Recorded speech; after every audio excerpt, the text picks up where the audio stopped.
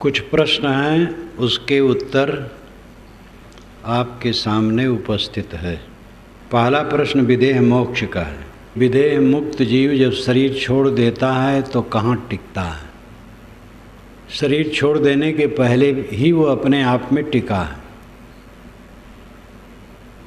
और सब समय वो अपने आप में रहेगा। उसके लिए बाहर किसी स्थान की जरूरत नहीं है। कारण कार्य में आधार आधेय संबंध होता है। पृथ्वी कारण है, घट कार्य है। घड़ा कार्य पदार्थ है, पृथ्वी कारण है।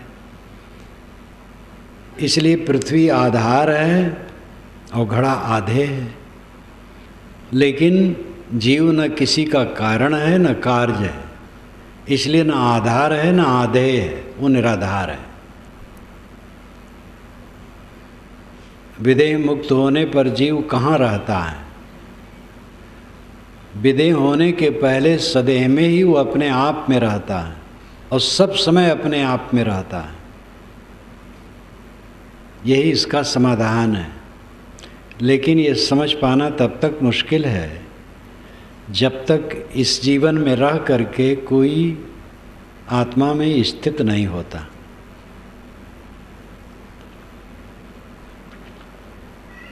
कहीं बाहर नहीं ठहरना है जीव को।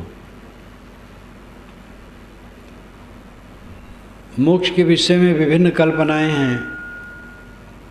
एक कल्पना है सालोक्य मुक्ति, एक सारूप मुक्ति, एक सायुज्य मुक्ति, एक है कि उसके पास रहने की बात सालोक्य। ईश्वर के लोक में एक लोक है, ईश्वर वहाँ रहता है, उसके लोक में जाके रहे। और सामीप्य है दूसरा कि लोक ही में न रहे कि उसके नगर और लोक में रहे, बल्कि उसके निकट रहे, सामीप्य हो। सालोक्य सामीप्य। सायुज्य सारूप, उसके रूप वाला हो जाए, फिर सायुज्य उसी में घुल मिल जाए। तो इस प्रकार ये अनेक प्रकार की धारणाएं हैं। ये तो सब धारणाएं बचकानी हैं। लोगों को कहीं नहीं है, कहीं ईश्वर नहीं बैठा है जिसका कोई रूप हो और वहाँ कोई जाके पहुँच जाए। मोक्ष है छूट जाना। देह में रहते रहते सब आसक्ति मिट जाए और अपने आप में मस्त हो जाए, आत्मलीन। सदैव आत्माराम, आत्मा में निष्ठा। सब कुछ आत्मा के लिए हम चाहते हैं और करते हैं। तो आत्मा ही को समझने की जरूरत है। आत्मा स्वसत्ता,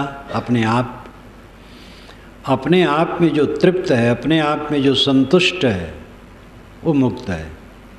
आज ऐसा है, शरीर छूट जाए चाहे शरीर रहे, सब समय वो अपने आप में तृप्त है। इसकी इतनी ही परिभाषा होगी और कहीं लोकांतर में रहने बसने की बात नहीं। जीवन मुक्त के लिए काम करना है, विदेह मुक्त के लिए कुछ नहीं करना है। जीते जीते ऐसी स्थिति बनाओ, सब कामनाएं छूट जाएं, सारा अहंकार छूट जाए, अपना मन आत्मा में लीन रहे, सदैव आत्म तृप्त रहे, आत्म संतुष्ट रहे। ये खास काम है, ये करना चाहिए। मरने के बाद चिंता करने की जरूरत नहीं कि कहाँ रहेगा। आत्मा क्या है? आत्मा का शाब्दिक अर्थ होता है स्वयं। ये आत्मी लोग हैं, मेरे लोग हैं। तो आत्मा नाम खुद चेतन है, जड़ नहीं है। जो सोचता है, बोलता है, पूछता है, कहता है, वो जड़ नहीं है, चेतन है।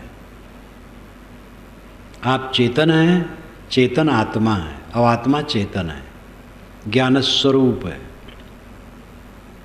वो इंद्रियों और मन द्वारा संसार को जानता है, जान करके मानता है। मान करके मनन करता है और उसमें अनुकूल मानता है, प्रतिकूल मानता है, राग मानता है, द्वेष मानता है, फिर प्रपंच शुरू हो जाता है।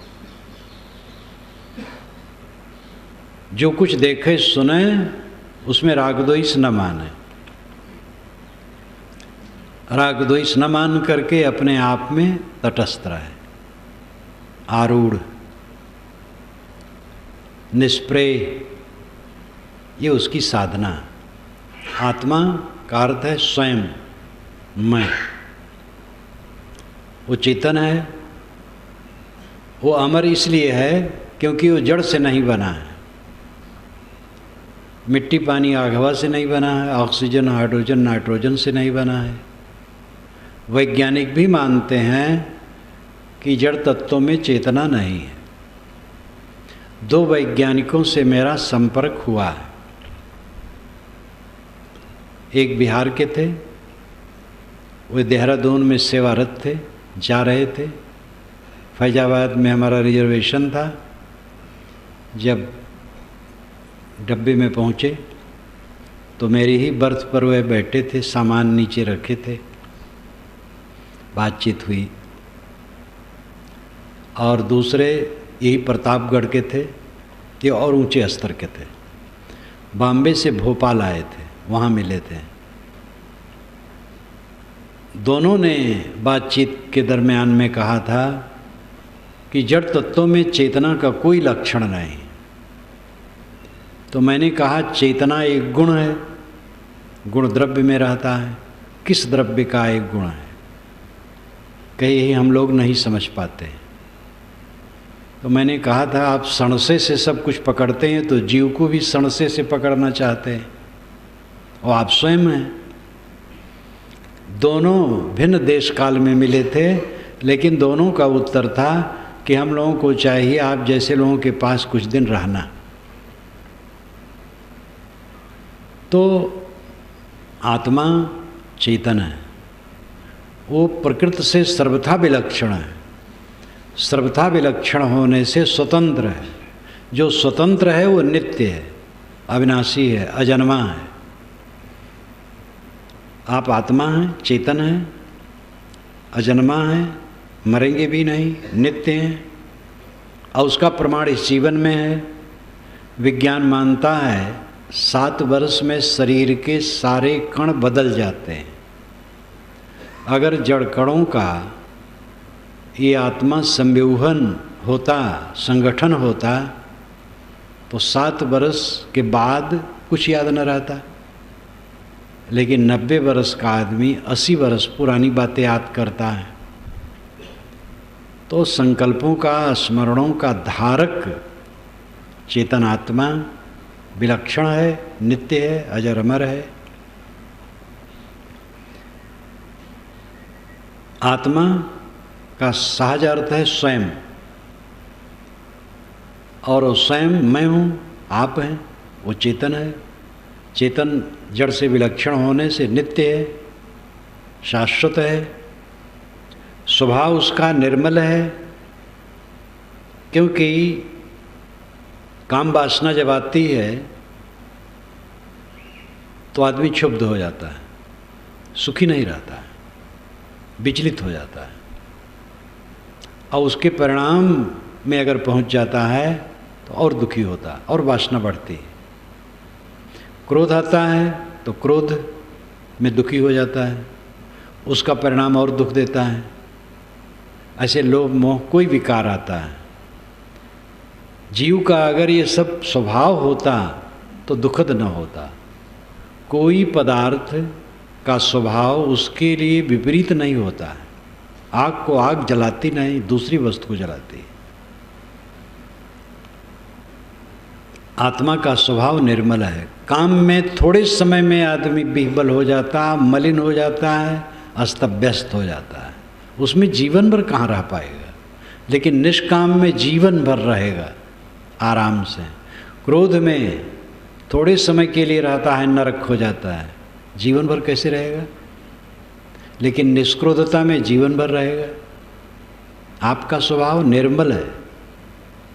ये तो विकार एक प्रक्षिप्त है, बाहर से आयातित है, आया है।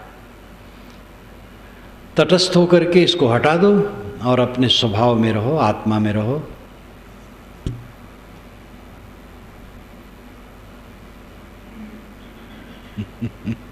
क्या किन्हीं महापुरुष का जन्म दिवस विशेष उल्लास के साथ मनाना उचित है अथवा नहीं? यदि वह महापुरुष धार्मिक क्षेत्र से संबंध रखते हो, उनकी शिष्य शाखा हो, तो क्या उन महापुरुष को अपना जन्म दिवस मनाने पर ऐतराज होना चाहिए? कृपया सकारात्मक समाधान करें।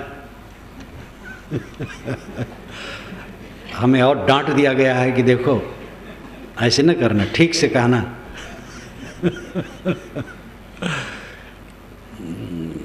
कोई जन्म दिवस मनाने की ज़रूरत नहीं। और कोई भी लिखा हो लगता है कि हमारे लिए लिखा है, नाम अपना नहीं दिया है। आज ही जन्म दिवस है इस शरीर का। श्री कृष्ण महाराज जी के 4 दिन के बाद मेरा शरीर जन्मा था, वह भादो कृष्ण अष्टमी को और मेरा द्वादशी को। और इस बात को कुछ भक्त लोग ज़्यादा खोज खाच किए तो कुछ करने लगे, तो हमारे साधुओं पर भी प्रभाव पड़ा। एक ब्रह्मचारी रहे हमारे पास पहले कुछ दिन तो रहे, लेकिन फिर नहीं रह पाते, उम्र भी उनकी हो गई, दिल्ली की तरफ, पंजाब की तरफ रहते हैं। वो एक बार आए बहुत हट किए कि साहब भंडारा उस दिन हो जाए, हम भेज देंगे पैसा, आ तो नहीं पाएंगे। हमने कहा ये सब बकवास मत करो, बहुत डांटा।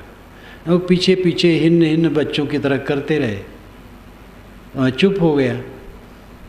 तो फिर वे भेजने लगे, रुपया करने लगे, फिर दूसरे तीसरे भी तैयार हो गए, तो भंडारा करने लगे। उस दिन भंडारा करने लगे तो शाम को बैठक भी करने लगे। तो बैठक में क्या होता था मुझे तो कुछ पता नहीं रहता था। अंत में मैं जाता था तो मैं मृत्यु पर बोलता था। जन्म दिवस के दिन पर मैं मृत्यु पर बोलता था। 3 वर्ष पूर्व की बात है, उधर पूरब धर्मशाला के सभागार में चल रहा था और लाउड स्पीकर से आवाज़ साफ आ रही थी। पहली बार मैं उस दिन सुना लोगों के विचार मेरे लिए, तो मुझे लज्जा लगी। ये बड़ाई करना ठीक नहीं, लेकिन किसी से कुछ नहीं कहा। अगले वर्ष मैंने अपने एक साधु से कहा, देवेंद्र से, वो मेरे साथ कलकत्ता गया था। मैंने कहा कि ये जन्म दिवस मनाना ठीक नहीं और मेरे लिए सभा करना ठीक नहीं। और भी एक बात कहा था कि जब मैं सभा में जाऊं कोई उठ के खड़े ना हो। अब उठ के खड़े न होने की बात तो फिर ये साथी लोग सोचे कि ये ठीक नहीं है, तो मैं चुप रहा। यहाँ तो बंद रखता हूँ ध्यान शिविर में कोई न खड़ा हो, और यहाँ तो रोज सभा में मैं कह दिया हूँ कोई उठे ना। बड़ी सभा होती है या बाहर जाता हूँ तो लोग उठते हैं, मेरा मन तो नहीं चाहता कोई उठे, लेकिन उस पर मैंने हठ नहीं किया। किंतु इस पर मुझे अच्छा नहीं लगा मेरी बड़ाई, तो और साल भी होती रही ये चीज़, लेकिन जब तक कान से न सुनो तब तक वैसा प्रभाव नहीं पड़ता। क्या बोलते हैं, क्या बात करते हैं।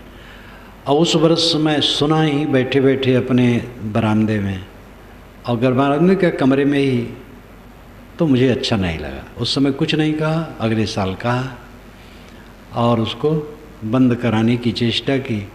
और गत वर्ष में बिल्कुल कहा कि मेरे शरीर के जन्मदिन पर न तो भंडारा होना चाहिए, न मीटिंग सभा होनी चाहिए, न चर्चा होना चाहिए, कुछ भी नहीं होना चाहिए। एक कड़ाई से कह दिया। उस समय जो लोग साथी थे उनसे पूछा था, प्रेम प्रकाश से नहीं पूछा था। प्रेम प्रकाश थे, जानता था कि वे इसके विरुद्ध होंगे, वे चाहते थे कि हो, इसलिए उनसे पूछा ही नहीं था। तो अंत में जब बात आई तो कागज़ लेकर करके मेरे पास भेजी भी कि अगर श्रद्धालु करते हैं तो इसमें क्यों ऐतराज हो, लेकिन मुझे पसंद नहीं, इसकी कोई ज़रूरत नहीं।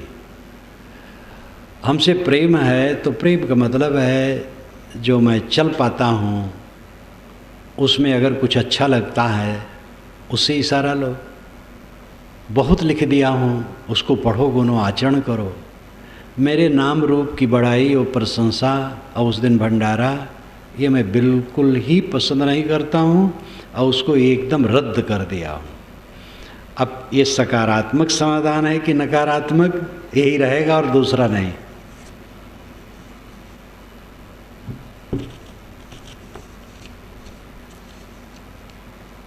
ज्ञान चौतीसा में नन्ना अधूरा पूरा अन्य ग्रंथों में मैंने 2 लाइन साखी पढ़ी है।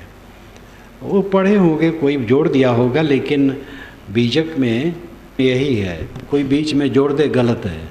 चौथा वो नामा जाई, राम का गद्दा होए कर खाई।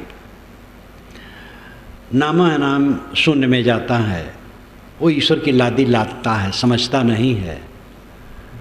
तो जैसे पाठ है वही ठीक है हम लोगों का। गृहस्थ जीवन मुक्त हो सकता है या नहीं? न गृहस्थ जीवन मुक्त हो सकता है, न साधु जीवन मुक्त हो सकता है। जो मोह नहीं छोड़ेगा कोई नहीं हो सकता, और जो मोह छोड़ देगा कोई भी हो सकता है। अब गृहस्थी में रह करके विषय वासना में उलझा रहा है, मोह माया में उलझा रहा है, ज्ञान की चर्चा करे और अपने ज्ञानी माने रहे, तो इससे कैसे जीवन मुक्त होगा? गृहस्थ का इतना अर्थ है कि घर में रहता है, धोती कुर्ता पहनता है, गृहस्थ का कपड़ा पहनता है, लेकिन मोह नहीं है, शुद्ध ब्रह्मचर्य का पालन है, काम वासना का त्याग है, क्रिया का त्याग है, अहंता ममता का त्याग है, स्वरूप बोध है, और चित्त निष्काम निर्माण आत्मतुष्ट है। कोई भी जीवन मुक्त हो सकता है। साधु के लिए तो अवसर ही है, घर द्वार छोड़ के आता है, पूरा समय है, उसको जीवन मुक्त होना ही चाहिए। लेकिन यहाँ रह करके जो ढील हो जाएगा, कैसे जीवन मुक्त होगा? मैंने शायद कल कहा था कि कुछ साधु उत्साह अपना घटा देते हैं, जो सद्गुण थोड़ा है उसी में रुक जाते हैं। घर छोड़ के आए तो यहाँ कोई मोटे दुर्गुण की बात ही नहीं है। इस सामान्य सद्गुण में ही अपने को संतुष्ट मान लेते हैं, और विरह, लगन, साधना, वैराग की तीव्रता ये नहीं करते हैं, तो उनके अंदर की समस्त आसक्ति नहीं मिटेगी। सच्ची समझ संशय रहित पारख निजे दुर्गुण रहे।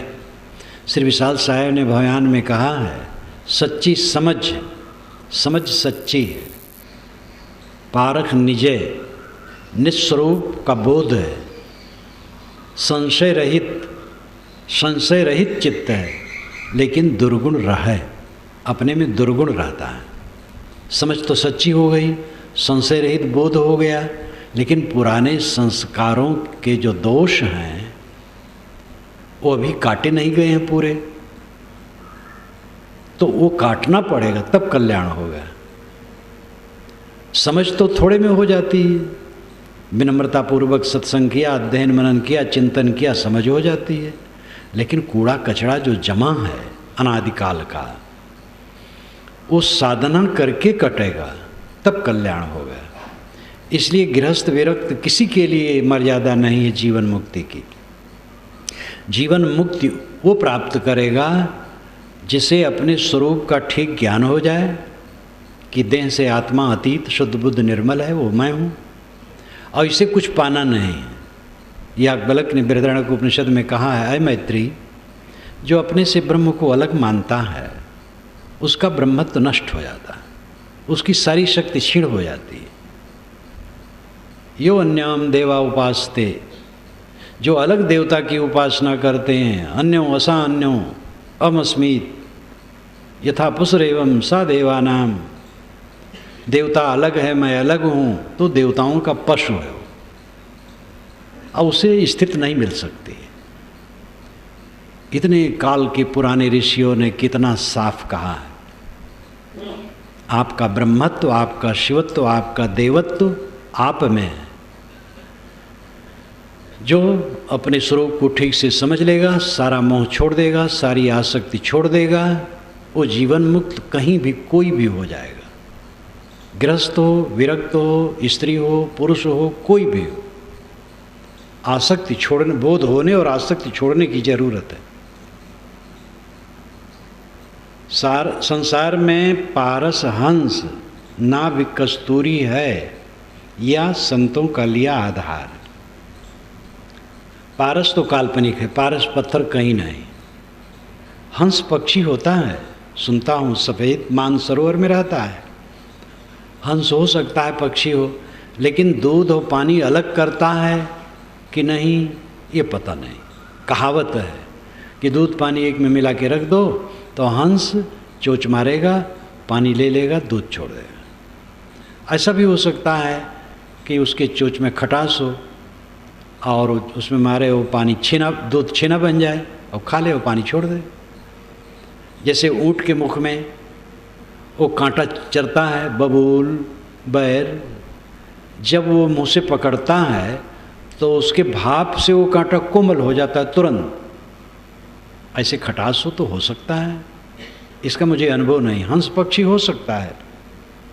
नाभि कस्तूरी ये तो होता है। कुछ प्रकार के मृग होते हैं जिनकी नाभि में कस्तूरी होती है, बहुत तीव्र सुगंधी होती है, ये होता है।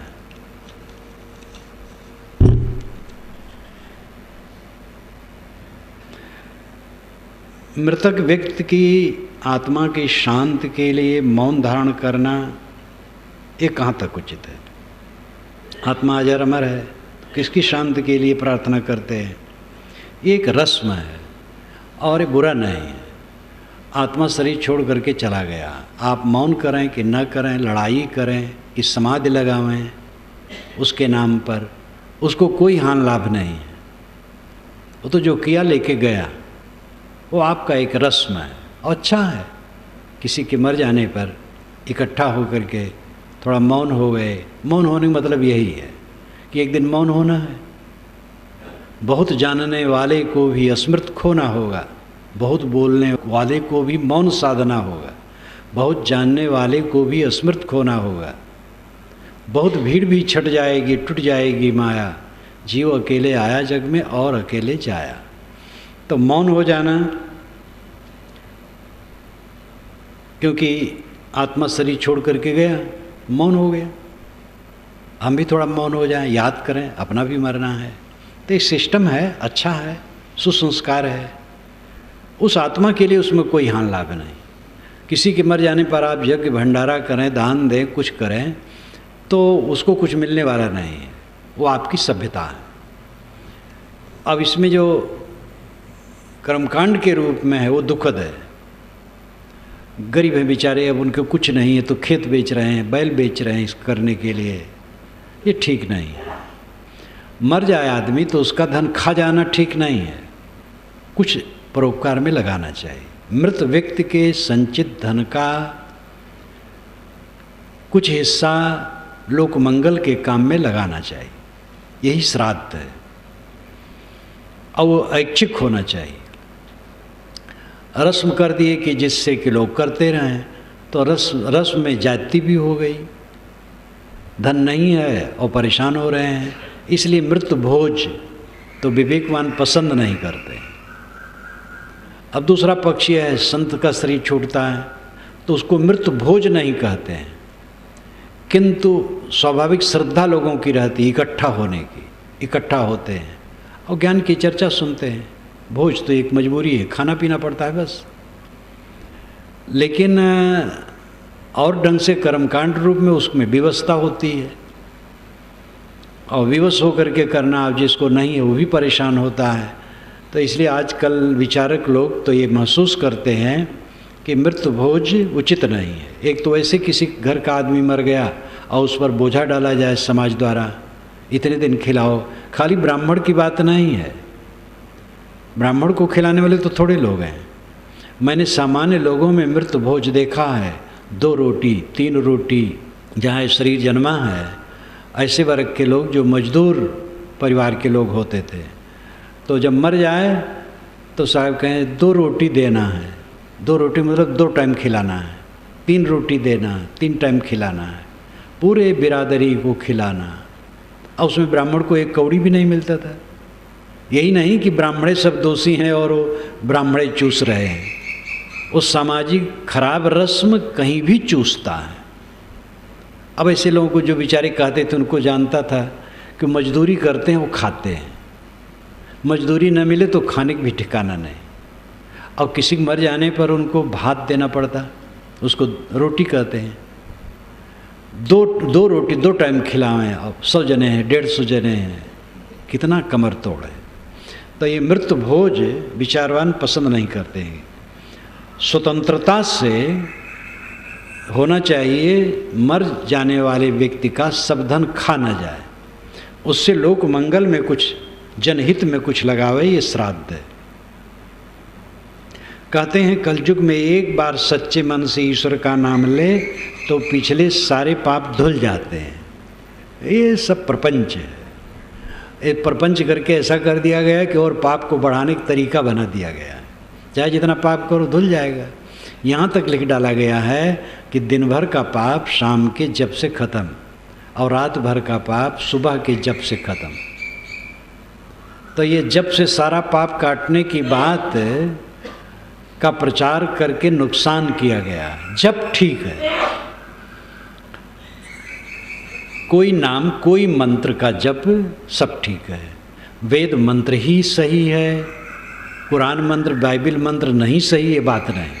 कुरान मंत्र हो, बाइबिल का मंत्र हो, वेद का मंत्र हो, और भी कहीं का मंत्र हो, जिसको जो मानता हो, ऐसा मंत्र हो, ऐसा पवित्र नाम हो, उसको जपना अच्छा है।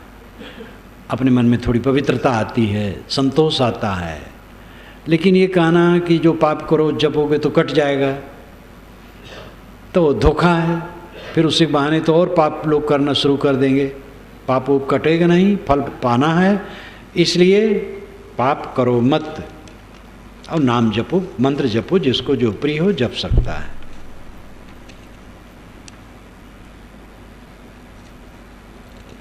एक सज्जन कहते हैं मैं घर में आधा घंटा एक आसन से बैठ के पाठ करता हूँ, लेकिन यहाँ पर 10 बार आधा घंटा में पैर बदलना पड़ता है, इसका कारण क्या है?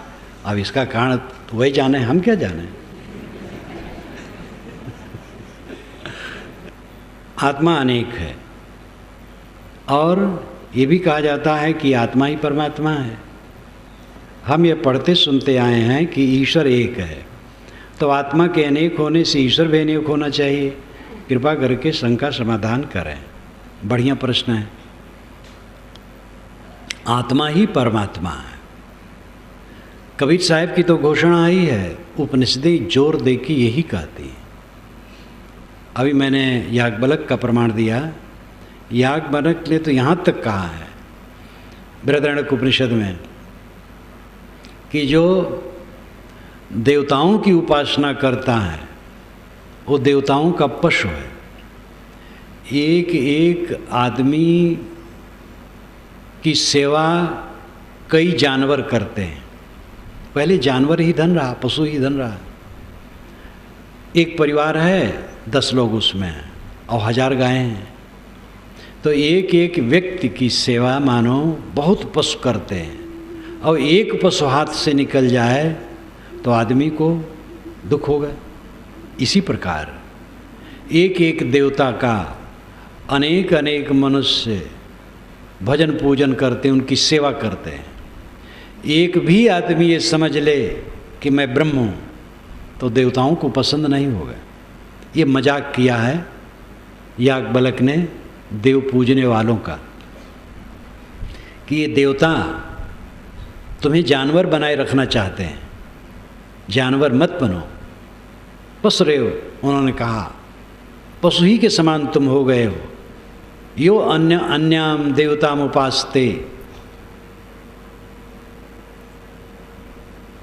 यो अन्यो असुअन्यो अहमस्मीत।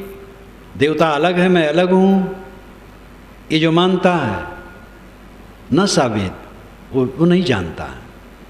यथा पशुरेव, केवल पशु है वो। आत्मा ही परमात्मा है। जो अपने को ये समझता है मैं अलग हूँ, ब्रह्म अलग है, ब्रह्म उसका साथ मानो छोड़ दिया, क्योंकि वो साहसीन हो गया, अलग ब्रह्म की कल्पना करता है। इसीलिए ऋषियों ने कहा अहम ब्रह्मास्मि, मैं ही ब्रह्म हूँ। तो ये तो अंतिम स्थिति में वेदांत यही कहता है, सांख्य यही कहता है, योग यही कहता है, कबीर साहब यही कहते हैं, सूफी संत यही कहते हैं, मुस्लिम संत जो सूफी हैं सब यही कहते हैं, और यही अनुभव सिद्ध बात है। संकल्पों से, मन से देवताओं और ईश्वर की कल्पना होती है, और जब मन शांत हो जाता है तब कल्पना शांत हो जाती है, फिर सब ईश्वर शांत हो जाता है। आप लोगों से मैं कहूँ कि ध्यान करो, कोई यहाँ अपने अपने ढंग से ईश्वरों का ध्यान करने लगा, जैसे जैसे ईश्वर माना है। फिर मैंने कहा कि आप लोग सारे संकल्पों को छोड़ दें, अब आपने सारे संकल्प छोड़ दिया तो संकल्पों में जो ईश्वर प्रतिबिंबित होता था वो भी खो गया, क्योंकि सारे ईश्वर संकल्पों में ही प्रतिबिंबित होते हैं। आपने जैसे ईश्वर माना है वैसे ईश्वर का आप ध्यान कर रहे हैं, तो सब ईश्वर खो गए, सब देवता खो गए। संकल्पों में ही सारे देवता और ईश्वर हैं। संकल्प शांत होने पर दृष्टा दृश्यमात्र, पतंजलि महाराज कहते हैं दृश्यमात्र, चेतन मात्र रह जाता है, शुद्ध चेतन। इसलिए आत्मा से अलग परमात्मा कहीं है मिलेगा, ये भ्रम है। आत्मा ही परमात्मा है, वही ब्रह्म है, वही ईश्वर है। इसलिए ईश्वर खोजो मत। अब इसमें होगा कि भाई तो बहुत ईश्वर हो गए, बहुत ईश्वर हो गए तो किसको धक्का लग गया, किसका नुकसान हो गया? सब आत्मा ईश्वर है, ब्रह्म है अपने आप में। हमारी जो एक कल्पना है कि इन आत्माओं से अलग एक सर्वतंत्र स्वतंत्र ईश्वर है जो सब जगह है और सब कुछ जानता है और सर्वशक्तिमान है, ये एक अलग कल्पना है। और जितनी कल्पनाएं दुनिया में हैं सबसे सुंदर कल्पना है। ये कल्पना सज्जनों की है, अच्छे लोगों की है, क्योंकि ये बात सिद्ध हो जाए तो दुनिया में दुख नाम की कोई चीज न रहे।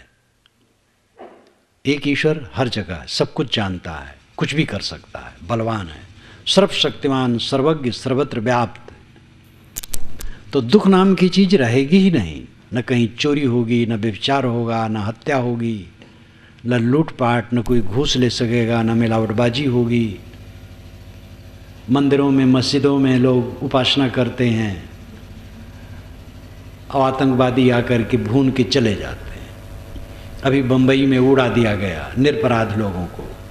ये सब नहीं होगा, क्योंकि वहाँ है और कुल जानता है और रोक सकता है, वो रोक देगा। भूचाल नहीं आएगी, सूरत पानी से डूबेगा नहीं, और यहाँ सूखा नहीं पड़ा रहेगा, क्योंकि हर जगह है, वो जानता है, सब व्यवस्था ठीक रखेगा। इसलिए ऐसे ईश्वर की जो कल्पना है ये बड़ी शुभ कल्पना है। दुर्भाग्य है कि ऐसा चरितार्थ नहीं होता है, एक कल्पना ही कल्पना है। तथ्य क्या है? विश्वव्यापी नियम है, नियम के तहत सब होता है। नियमों को पहचानो, नियमों से चलो, नियम ही ईश्वर है। प्लेटो ने भी इसको कहा है, यूनान के अनेक दार्शनिकों ने इसको सोचा है। हमारे यहाँ ऋग्वेद में ऋत शब्द इसी के लिए है, ऋतस्य तंतुम विततम, ऋत के तंतु सर्वत्र परिपूर्ण, ये नियम है, विश्वव्यापी नियम। और उन नियमों से दुनिया की सारी व्यवस्था होती है। चैतन्य घटघटवासी है, जानने समझने वाला वही है। कहा जाता है तो अल्पज्ञ है, एक सर्वज्ञ होना चाहिए। सर्वज्ञ सदैव कल्पना मात्र है। सर्वज्ञ हो, सब कुछ जाने, सब जगह रहे और सर्वशक्तिमान हो, और वहीं वहीं सब कुकर्म और पाप और दुख और पीड़ा होती रहे, तो ये कोई बात हुई? कहने कहने भर कहा है, सब चल रहा है। मंदिरों में से चोरी होती है, मूर्तियां चुरा जाती हैं, मूर्तियों की आंखें निकाल ली जाती हैं, मोती की रहती हैं, और सब जगह सारा कुकर्म चलता रहता है। मंदिर मस्जिद असलहा के घर बन जाते हैं। एक दूसरे को नास्तिक और काफिर कहने पर डटे हुए हैं ईश्वर के भक्त। अब आज तक ईश्वर नहीं बता पाया कि तुम लोग उद्दंडता क्यों करते हो, मैं अकेला हूँ, सब पर हूँ। तो वो एक कल्पना है। ईश उपनिषद का पहला मंत्र ईशावास्यम इदम सर्वम यत्किंच जगत्याम जगत्तेन तिक्तेन भुंजी था माँ गृद्ध कस सिद्धनम। ईशावास्यम इदम सर्वम यत्किंचित जगत्याम जगत, जगत में जगत, यत्किंचित जितना कुछ है ये सब में ईशावास्यम, ईशा वसाने योग्य है, वास्यम है, वासम नहीं है, वास्यम। वास्यम है नहीं, बसाने योग्य है। अर्थ यह है कि पूरी दुनिया में ईश्वर बसाने योग्य, मान लेना चाहिए ईश्वर है, और ये मान लेना चाहिए उसी का है, मेरा नहीं है। तेन त्यक्तेन भुंजी था, दुनिया की वस्तुओं का त्याग पूर्वक उपभोग करना चाहिए। कमाओ, जो अपनी कमाई में मिले या किसी ने प्रेम से दिया हो उसका उपयोग करो, और त्याग पूर्वक करो, ज़्यादा न करो, थोड़े में गुजर कर लो, बाकी दूसरे के लिए छोड़ दो। तेन त्यक्तेन भुंजीता, त्याग पूर्वक उसका उपभोग करो। माँ गृद्ध, लोभ न करो। कस सिद्धनम, धन किसका है। तो इसमें एक सुंदर उपदेश है, और ऋषि बहुत वैज्ञानिक विचार रखता है। वास्यम, बसा लेना चाहिए, मान लेना चाहिए कि ईश्वर है, और उस वही मालिक है, उसी सब है, मेरा कुछ नहीं, मैं केवल शरीर गुजर लूँगा बस। एक भक्ति भावना रख करके सुंदर उपदेश है। लेकिन अगर ऐसा हो, सब जगह बसा हो, सब कुछ जानता हो, सर्वशक्तिमान हो, कोई पाप ताप दुख संताप नहीं होगा, सबको रोक देगा। इसलिए एक ईश्वर की जो अलग कल्पना की जाती है वो आज पर्यंत कल्पना का विषय ही है।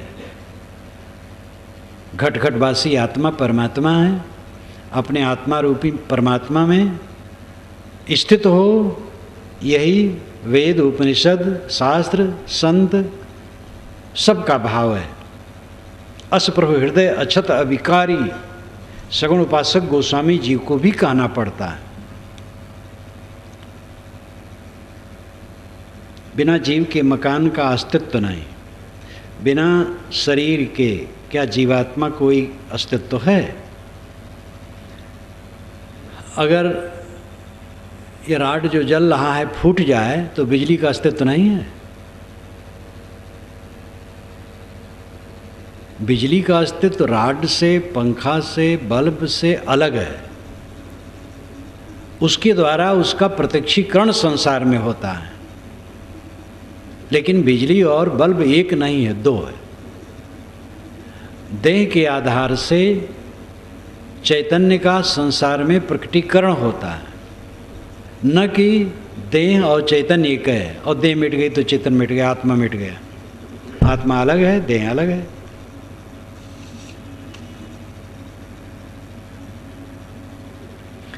अपने नित्य होने वाले व्यवहार को सद्गुरु के सामने स्वीकार करके और सुधारने की चेष्टा करना, ये मुझे अच्छा लगता है। लेकिन क्या ऐसा करना ठीक है? कोई भी इंसान है, मनुष्य गलती हो जाती है छोटी बड़ी, तो उसको स्वयं स्वीकारे और ग्लानि करके छोड़े। कोई ऐसी गलती जो छूट नहीं रही है तो अपने बड़े के सामने स्वीकार करके छोड़ने में सरलता रहती है। गुरु हैं, माता हैं, पिता हैं, बड़े भाई हैं, कोई बुजुर्ग है, समझदार है, पूज्य है, उसके सामने जो गंभीर है उसके सामने रख करके अपने दोषों को छोड़ने की प्रतिज्ञा की जाए तो अच्छा है।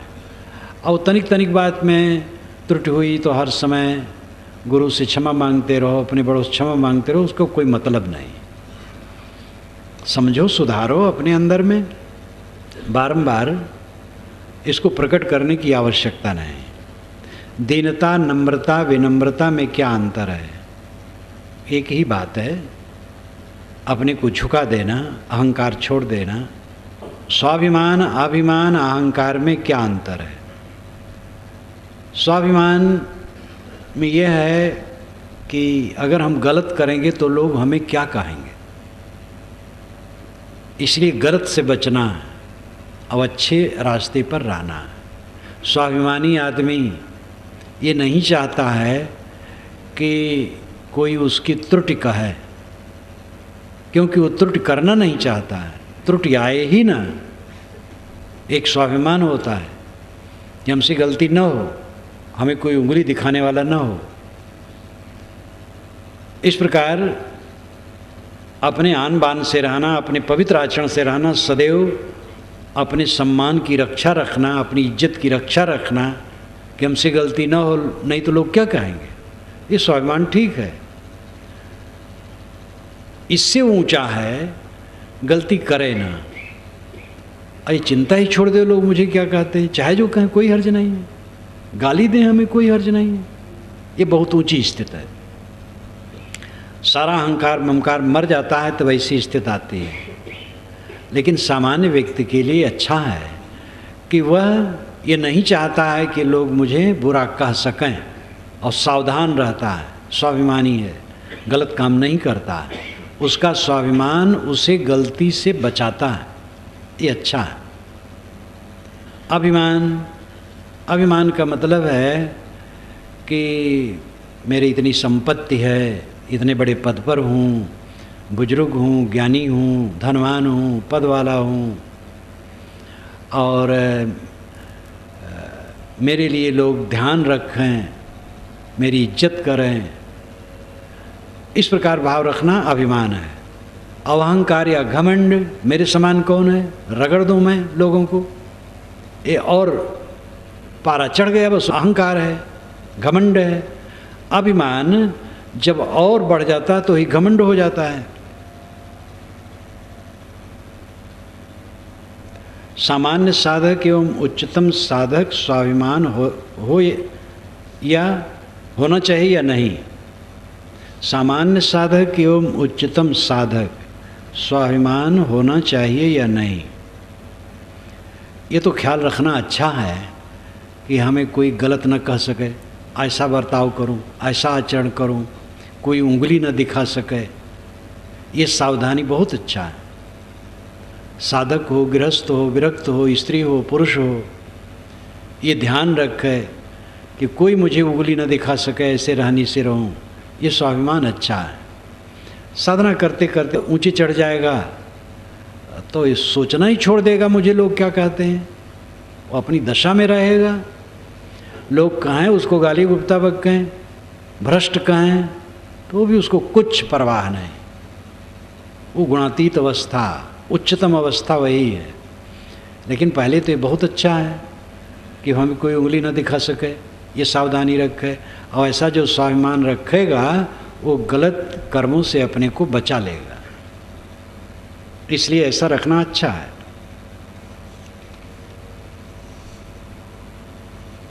कुल मिलाकर के आत्म सुधार ही जीवन का लक्ष्य है, अपने आप का सुधार। आत्म सुधार का अर्थ है मनवाणी कर्मों का सुधार। आत्मा तो निर्मल है ही है, आत्मा में कोई विकार है ही नहीं।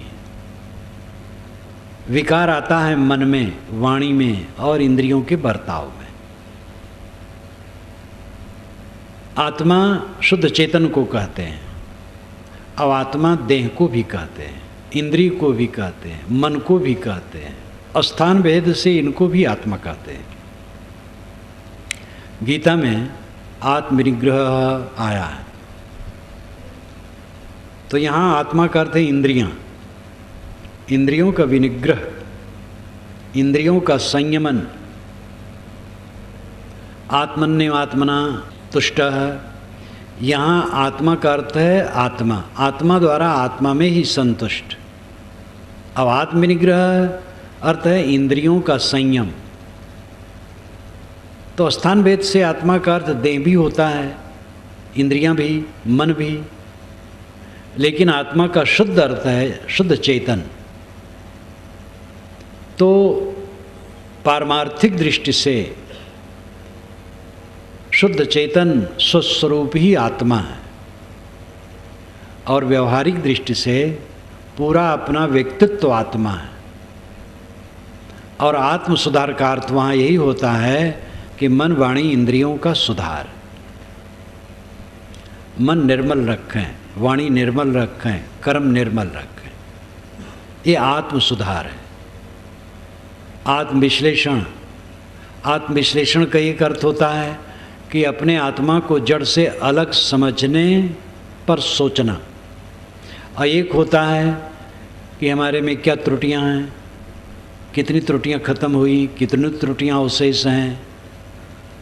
किसी बात में भी, खाने पीने, रुपए पैसे, कपड़े लत्ते, लेन देन, व्यवहार, बर्ताव, सब में कितनी कमजोरियां अभी हैं और कितनी कमजोरियां मिटी, ये आत्मविश्लेषण है। अब यहाँ आत्मा का अर्थ है ये पूरा व्यक्तित्व, स्वभाव, रुचियाँ, मन, इंद्रियाँ, रात दिन का बर्ताव, ये सब का विश्लेषण करना, विचार करना, शोधना और अपनी त्रुटियों को निकालते जाना। सोनार सोना या चांदी को गलाता है, साफ करता, उसकी मैल छांट देता है और फिर सांचे में ढालता है, ठंडा करके पीटता है, पत्थर बनाता है, झुकाता है, नक्काश करता है, आभूषण का आकार देता है, फिर मसाला से धोता है तो दिव्य आभूषण तैयार होता है और उसका दाम बढ़ जाता है। इसी प्रकार अपने मन, इंद्री, वाणी को विवेक ज्ञान में गलाओ, पीटो, निखारो, नकासो, शुद्ध करो, साफ करो, तो मूल्यवान हो जाएगा। जीवन का रस इसी में है। आदमी तो बाहरी चीज़ों में ही रुक जाता है। जब याज्ञवल्क्य चलने लगे विरक्त होने के लिए, याज्ञवल्क्य बहुत बड़े कर्मकांडी पुरुष थे, शतपथ ब्राह्मण 100 अध्यायों का उन्हीं का रचना माना जाता है। और उसी के आखिर में बृहदारण्यक उपनिषद है जो उनका ज्ञान का कांड है, ज्ञान से भरा है। वो 2 पत्नियां थीं उनके, बड़े बड़े राजे रजवाड़ों का यज्ञ करवाते थे, खूब धन मिलता था। काफ़ी समय बीत गया तो उनको दुख लगा कि मैं इसी संसार में पड़ा पड़ा ज्ञान सबको बांट रहा हूँ और अपना दुनियादारी मुलझाऊँ। तो उन्होंने संकल्प लिया कि मैं त्याग कर दूँगा। 2 पत्नियां थी, मैत्री और कात्यायनी, दोनों को बुलाया और कहा आओ तुम लोगों का मैं हिसाब किताब कर दूँ, दोनों को धन बांट दूँ। कात्यायनी साधारण थी, सुन के चुप रही। मैत्री समझदार थी, उसने कहा भगवान धन से परिपूर्ण सारी पृथ्वी मेरी हो जाए तो क्या मुझे अमरता मिलेगी? हम आध्यात्मिक लोग ये मानते हैं कि आत्मा देह से अलग है और इस देह में रहते रहते जब उसको हम समझ लेते हैं और सारी आसक्ति छोड़ देते हैं और अपने आत्मा में पूर्ण स्थित हो जाती है, तब देह छूट जाने पर फिर से देह नहीं होती। तथागत बुद्ध ने भी कई बार कहा है उसका ये अंतिम शरीर है, अब शरीर नहीं होगा। तो शरीर फिर से न होने से फिर जन्मना नहीं होगा, फिर मरना नहीं होगा, अमरत्व की प्राप्ति हो जाएगी। हमारा आत्मा है, जन्म मरण से छूट जाए, अमरत्व की प्राप्ति हो गई। तो उसने कहा क्या भगवान धन दान से संपन्न पूरी पृथ्वी मेरी हो जाए तो मुझे अमृत मिल जाएगा? तो याज्ञवल्क्य ने कहा कि जैसे लौकिक साधनों से संपन्न लोग सुखी दिखते हैं, आराम विलास से अपना जीवन बिताते हैं, वैसे तुम्हारा हो जाएगा। अमृतत्व की प्राप्ति ये धन से नहीं होगी। किसी को आशा नहीं करनी चाहिए कि धन से अमरता की प्राप्ति होगी। तब उसने कहा, यस्याम नामृतास्याम किमाम तेन कुर्याम, जिससे मुझे अमृतत्व की प्राप्ति ना हो उसको लेकर के मैं क्या करूँगी। तो आप जिसके लिए जा रहे हैं वो मुझे बताइए। तब याज्ञवल्क्य ने कहा कि मैत्री, पति के लिए पति को पत्नी नहीं चाहती, आत्मा के लिए चाहती है, अपने लिए चाहती है। पत्नी के लिए पत्नी को पति नहीं चाहता, आत्मा के लिए अपने लिए चाहता है। ऐसे वो ब्रह्म क्षत्र देव सब कुछ कहा, सर्व सबके लिए, सबको कोई नहीं चाहता, अपने लिए चाहता है। जब अपने लिए चाहा जाता है तो अपने पर ही ध्यान दे कि मैं कौन हूँ। इसलिए आत्मा वै द्रष्टव्य श्रोतव्य मंतव्य निधिध्यास्तव्य। अय मैत्रेयी, आत्मा ही देखने, सुनने, मनन करने और निधिध्यासन करने, ध्यान करने योग्य है। इसलिए आत्मा को देख, आत्मा को जान, आत्मा का मनन कर, आत्मा का ध्यान कर।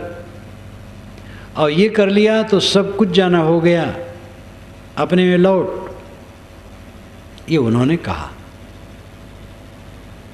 ऐसे सभी संतों ने, सभी ऋषियों ने, सभी पीरों ने, फकीरों ने ये कहा है आत्मा में लौट आने की बात। और मुक्ति के बाद कोई देह धरने की बात कहीं नहीं मानी जाती है देश विदेश में। स्वामी दयानंद सरस्वती कहते हैं कि मुक्त होने के बाद जब फिर से सृष्टि होगी तब तक तो मुक्त रहेगा, लेकिन फिर आ जाएगा। उन्होंने, उनकी एक नई कल्पना है और उनकी कल्पना को कोई नहीं मानता है। तो विदेह मोक्ष अमृत की प्राप्ति है और वो धन से संभव नहीं है और विद्या से, शास्त्र ज्ञान से संभव नहीं है, देव अर्चन से संभव नहीं। स्वामी शंकर ने कहा विवेक चूड़ामणि में कि कोई शास्त्रों का भाषण करता रहे, देवताओं का अर्चन करता रहे, यज्ञ करता रहे और देवताओं की पूजा प्रार्थना करता रहे, अब ऐसे करते करते सैकड़ों ब्रह्माओं के जीवन काल तक बिता दे तो भी ब्रह्म और आत्मा की एकता के बोध बिना कल्याण नहीं होगा। ब्रह्म और आत्मा की एकता का बोध होना चाहिए। ब्रह्म और आत्मा दो नहीं है, जीव और शिव दो नहीं है, एक ही है। ये जब बोध होगा, अब अपने आप में स्थित होगी, तब वो दशा आएगी। तो ये तो उदाहरण हुआ, अनुभव की बात है। स्वयं आप सोचिए, जब तक आपका मन बाहर है तब तक शांति नहीं मिलेगी। बाहर से लौट करके आत्मतृप्त हो गया, बस अमरता हो गई। आत्मतृप्त, आत्मसंतुष्ट, जो तू चाहे मुझको छाड़ सकल की आस, मुझे ही ऐसा हुए रहो, सब सुख तेरे पास। साहब कहते तुम मेरे समान होना चाहते हो, मुझे चाहते हो तो मेरे समान हो जाओ। मैं सबसे निष्काम हूँ, तुम भी निष्काम हो जाओ, बस कृतार्थ हो। पटिवासियत मत्तना, तथागत बुद्ध ने कहा आत्मा द्वारा आत्मा में संतुष्ट। गीताकार ने भी यही कहा, आत्मन्येव आत्मना तुष्ट। तो ये अनुभव का विषय है। जब मन सिमट करके आत्मलीन हो गया, सारा भय खत्म हो गया। अब ये शरीर कहीं लुढ़क जाए, यात्रा में हो, बिस्तर पर हो, ट्रेन में हो, वायुयान में हो, बस में हो, धक्का में हो, एकांत में हो, लेटे लेटे हो, दौड़ते दौड़ते हो, कहीं भी मिट्टी का लौंदा टूट जाए क्या नुकसान है। वो तो सदैव अपने में तृप्त रहता है। स्वरूप बोध हुआ, स्वरूप स्थित हुई, स्वरूप मग्न हुआ, वो सब समय कृतार्थ है। ये अनुभव का विषय है। साधना करे, जो साधना करेगा उसी को अनुभव होगा। स्वभाव का सुधार, आत्मशोधन, मनवाणी कर्मों की निर्मलता करते करते स्वरूप का परिचय करो, अपने स्वरूप को पहचानो और स्वरूप के अलावा, आत्मा के अलावा जो कुछ भी पिंड ब्रह्मांड है सबका मोह छोड़ो और अपने आप में तृप्त संतुष्ट हो जाओ, फिर निर्भय हो जाओ। अमरता की प्राप्ति यही है बस।